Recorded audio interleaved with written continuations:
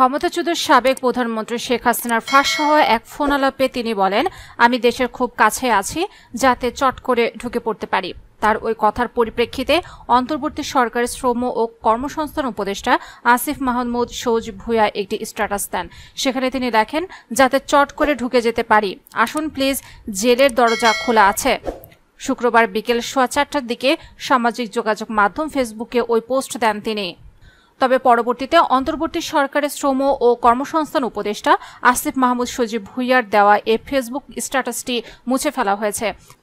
শুক্রবার বিকেল 4:15টার দিকে সামাজিক যোগাযোগ মাধ্যম ফেসবুকে ওই পোস্ট দেন তিনি। তবে এর 2 ঘন্টা পর বিকেল 6টার দিকে আসিফ মাহমুদের ফেসবুকে স্ট্যাটাসটি খুঁজে পাওয়া যায়নি।